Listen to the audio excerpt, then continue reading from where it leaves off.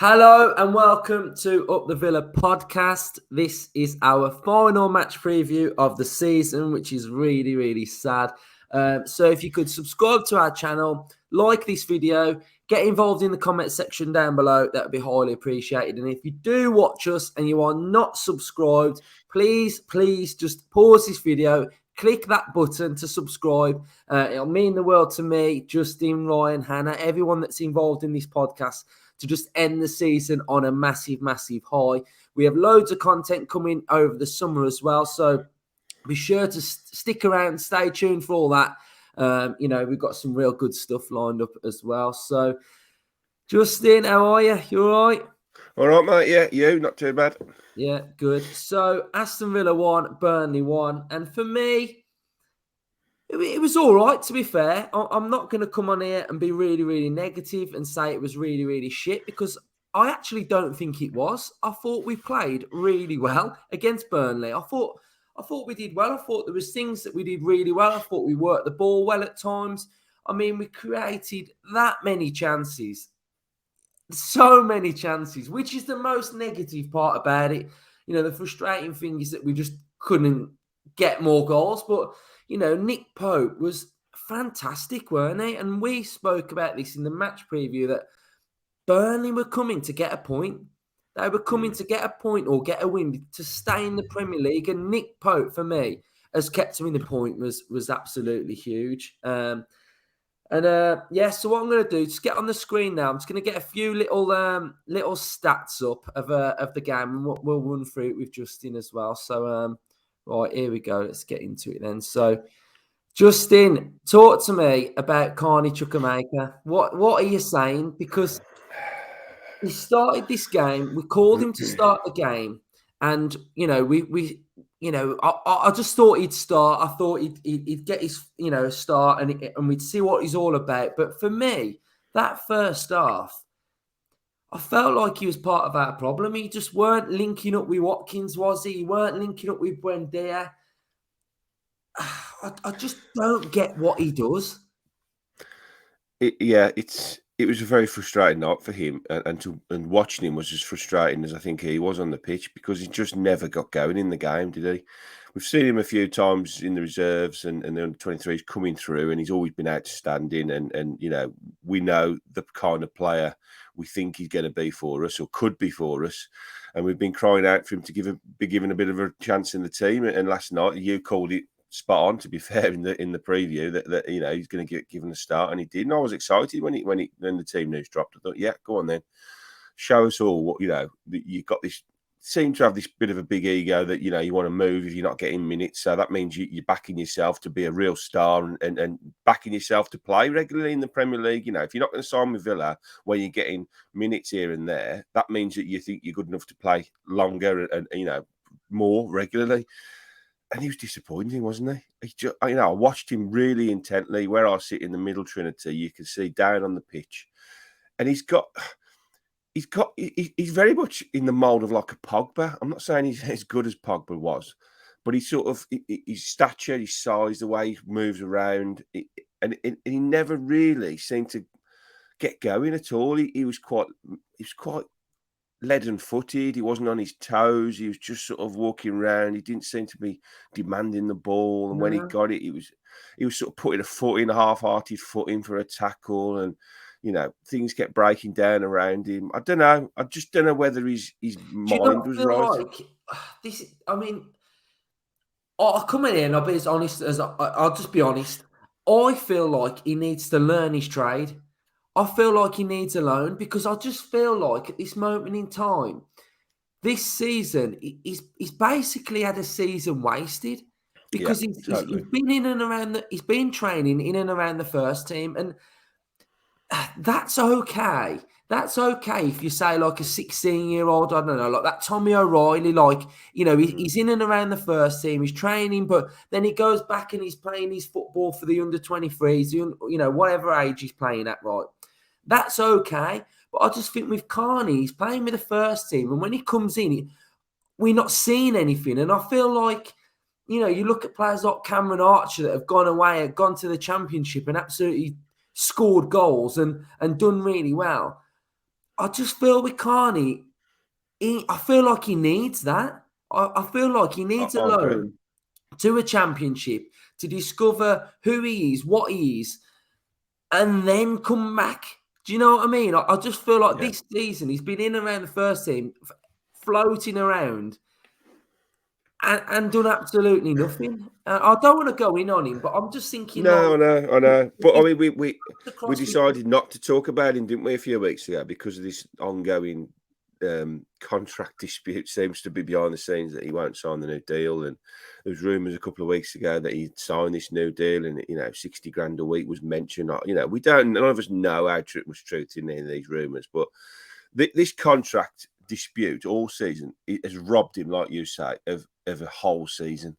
Because had he committed at the start of the season to Villa, then I would agree with you. He just turned 18, I think. He's only 18 now, isn't he? So Yeah, he's only a little kid. He could have gone and had a whole season on loan in the Championship. There would have been an absolute ruck of clubs queuing up to sign him for a season in the Championship.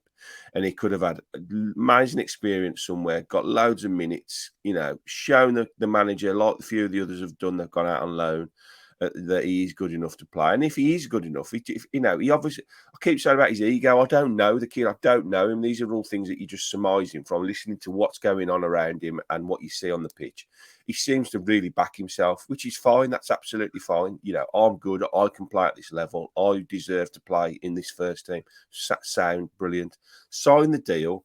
Go away, do a season on loan. Jack Grealish did it. He didn't. He went away. He went and played for Notts County in whatever it was, lower leagues, lower the league, quite low, and he proved that he could hack it. He could play first team football with men and play week in, week out, and then you can shout, "That's how good I am. I deserve to be in this team." And then the others that are coming back that have done well on loan, the Kane Kessler Haydens, the Cameron Archers, they're going to be in and around in the pre-season now with Steven Gerrard, and they're going to try and push their case to stay in the first team squad. Whereas Chuck Maker, he's had a nothing season, hasn't he? He hasn't had minutes. He hasn't, and then like you say, every time he's come on, he's not really impressed. I wasn't surprised to see him dragged off after 50 odd minutes last night. He just didn't do anything. He didn't. He could go on to be the best footballer in the world, but from what's happened this season, I don't think I'd be too gutted if he left in the summer now. And that might totally backfire on us. It might do, but I don't know. It's a very odd situation with him. He's either been badly advised or he's just got this huge ego that won't let him. I don't know. I really don't know. It'll be interesting to see what happens in the summer, to be fair with him. yeah, definitely. So back on to the game then. So some more stats. We had 71% possession, which for Villa is absolutely massive. 22 shots, 9 on target, 13 corners, which I thought, why were we just whacking it into the box? I mean, no It was point catching whatsoever practice, doing that. wasn't it? Catching No point. practice for Nick Pope. What's the point, Justin? No point. Yeah. I mean, the goal that Buendia scored, it was a runner, weren't it? It was a runner Yeah. from Buendia getting across his man. That's what you've got to do. You can't just lump it into the box against these. I think last night I was really annoyed at half time. I thought we were awful. I thought we just didn't get going at all. We was very lethargic. We didn't cut them open. We, like you said, it was all long balls to Watkins. It was all playing into Burnley's hands. We knew what Burnley were going to be like. They were going to defend for their lives and try and nick something, which is ultimately what happened with the penalty. Nailed on penalty for me. You'd want that all day long if it was the other way around.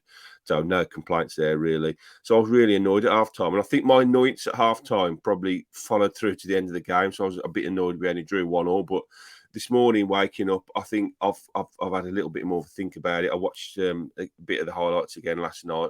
I recorded it.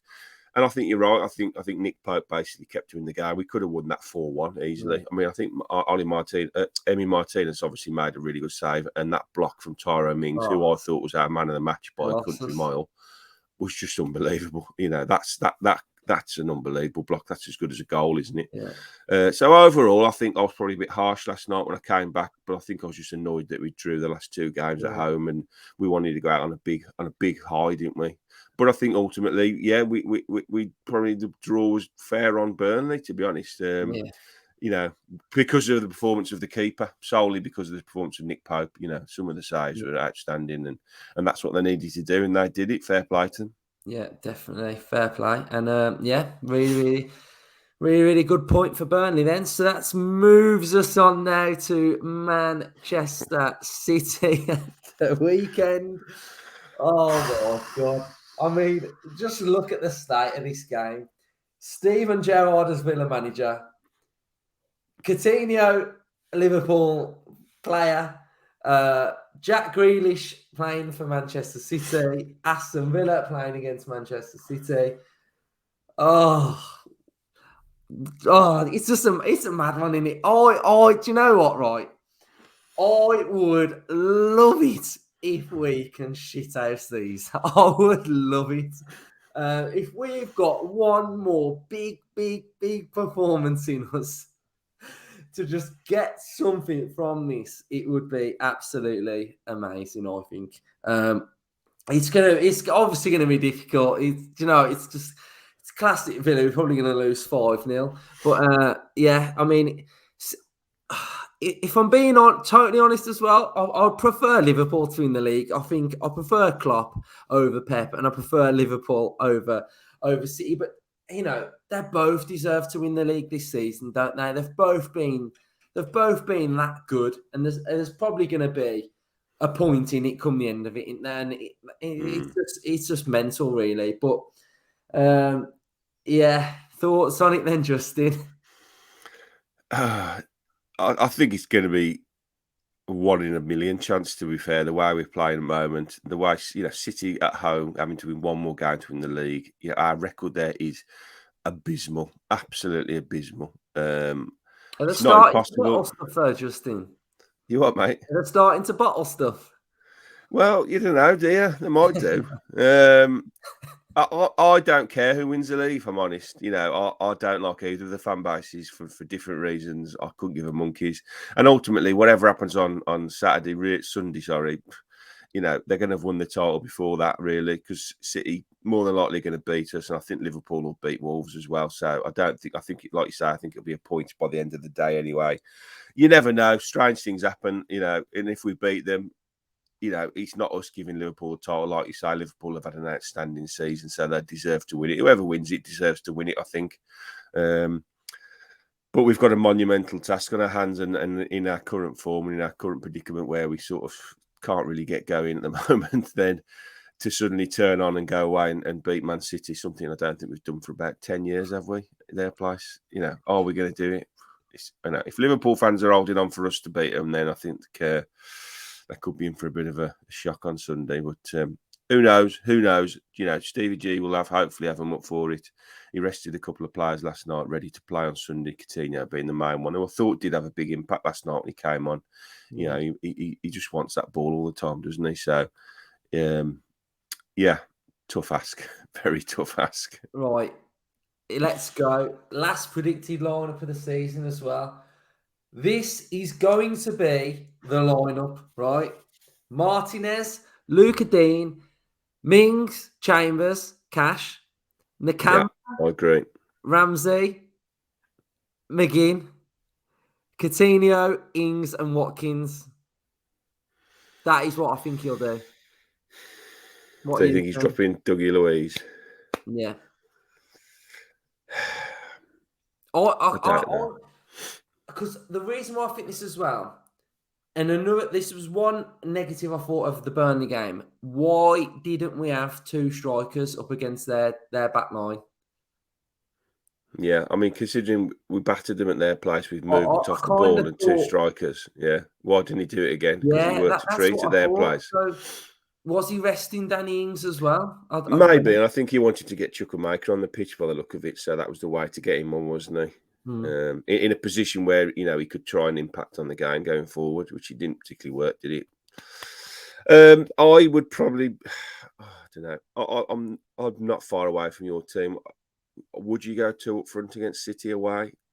Mm. And I I think think probably, right I with Man think City Douglas Lewis. from watching Man City recently, especially against Atletico Madrid, and then again against Real Madrid.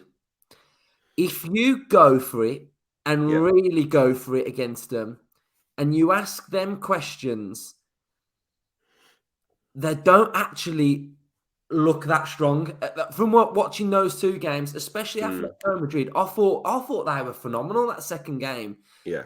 against Man City. So I just kind of feel like if we try and go on the front foot a little bit, we got nothing to lose.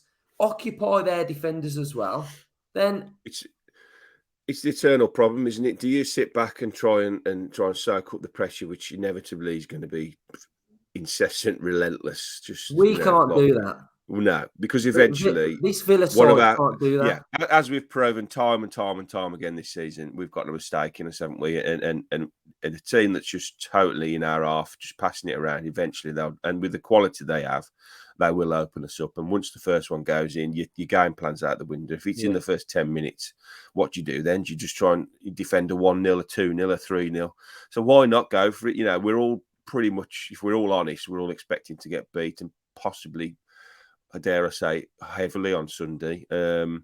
So why not try and counteract it, like you say, with a bit more of a positive mentality? And like you say, maybe two up front might not be the worst thing in the world, and get Coutinho on the ball as much as we can, and the midfielders behind him hopefully can do the job of staying the tide and getting the ball back. And then the back five have got to have the games of their lives, haven't they? The keeper's got to have a blinder, and the defenders have all got to be on it and switched on the whole 90 minutes, which is something we haven't seen a lot this season.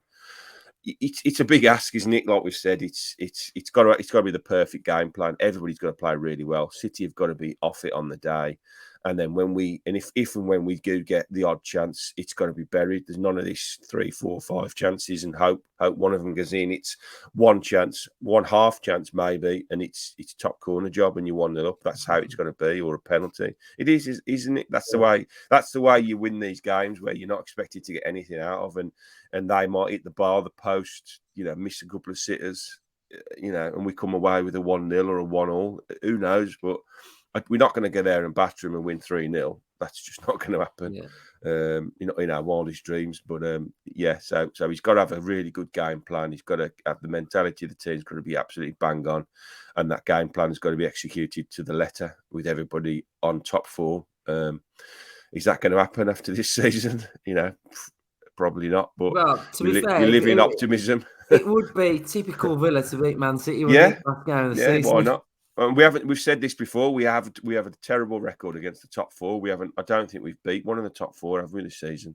No. Off the top of my head, I don't think we have. So, and we generally always get a decent result against one of them at some point. So maybe we've left it to the last game of the season. Yeah. So let's hope. Let's hope anyway. So let's touch on relegation then. Fair play to Everton. He's done a good job keeping them up, Lampard. He's done really well.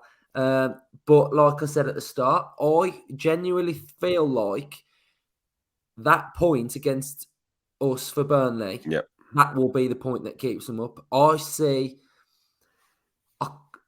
can't see Leeds beating Brentford away last game at all. I think at best they can hope for a draw.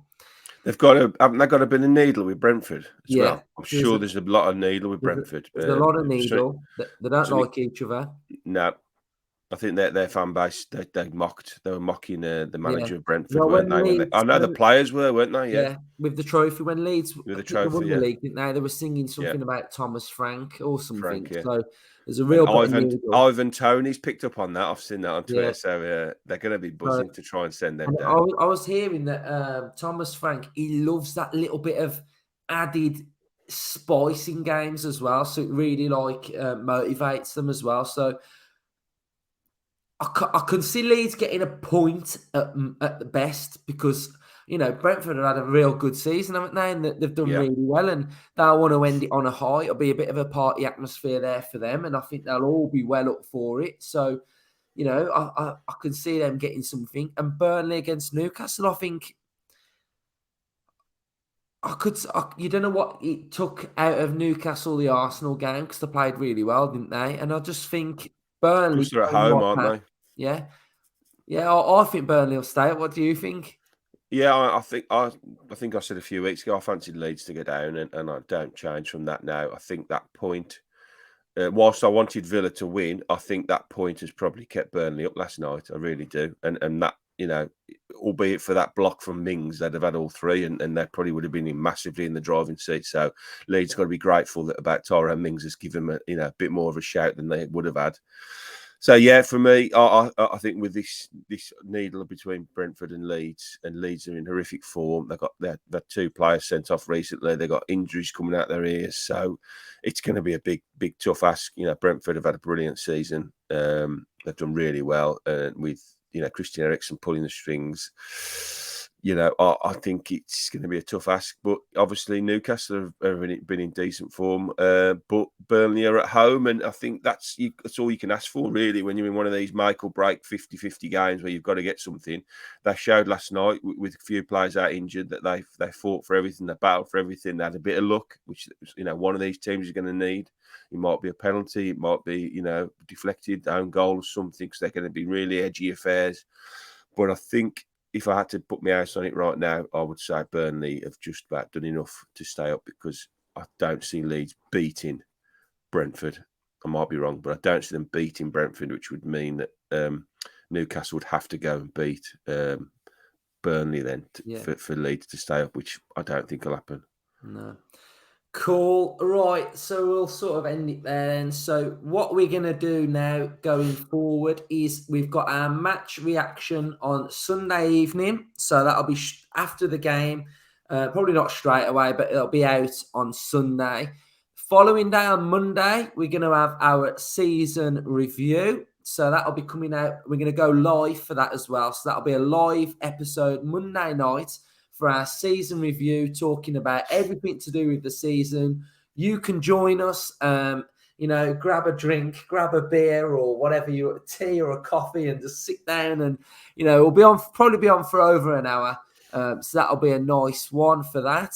Then we've got something special coming the week after. So that will be nice. We'll have all of our Transfer Hub episodes, and then we'll get the build up going to Up the Villa podcasts. Football match at Villa Park. We'll be having some episodes coming out to do with that as well. So all through the summer, we got loads of stuff lined up. So thanks for watching all of us, and plenty more content to come. But it's been a bit draining doing it this season. That's the Villa for you, isn't it? Mentally draining. But we'll go in with our score predictions. So I'm going to go for a shit house. 1-0 Villa win, Grealish own goal. Imagine. No, Imagine that. I'm only joking. I'll go...